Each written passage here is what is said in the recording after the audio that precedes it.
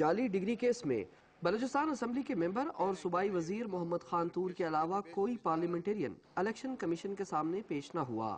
محمد خان تور نے آج ایک مدرسے کا سرٹیفکیٹ پیش کیا۔ یہ سرٹیفکیٹ تصدیق کے لیے HEC کو بھجوا دیا گیا ہے، جبکہ بلوچستان اسمبلی کی ویب سائٹ کے مطابق محمد خان تور آرٹس میں BA کی ڈگری رکھتے ہیں۔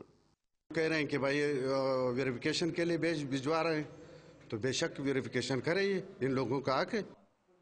آج کارروائی کے دوران دلچسپ حقائق سامنے آئے۔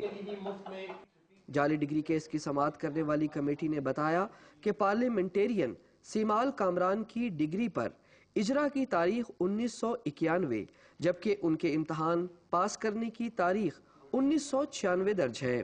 حاضر نہ ہونے والے پارلیمنٹرینز میں حیات اللہ خان ترین، صفدر گل اور مظہر حیات الیکشن کمیشن میں پیش نہ ہوئے، جبکہ باقی ممبران کے نمائندوں نے مزید مہلت کی استدعا کی۔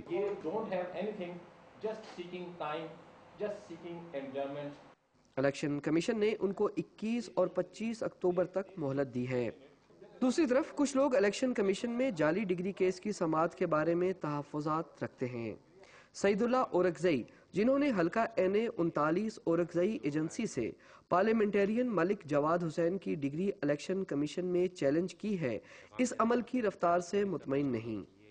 کارروائی جو ہو رہا ہے الیکشن کمیشن میں یہ کافی سلو ہے اور لوگ ان سے مطمئن نہیں ہیں۔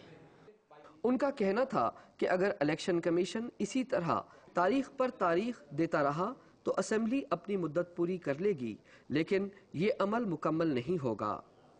ناقدین کے خیال میں الیکشن کمیشن بار بار تاریخ دے کر وقت کا ضیاع کر رہا ہے، جبکہ الیکشن کمیشن کا کہنا ہے کہ وہ پارلیمنٹرینز کو پورا موقع دینا چاہتا ہے کہ وہ اپنی صفائی پیش کر سکیں۔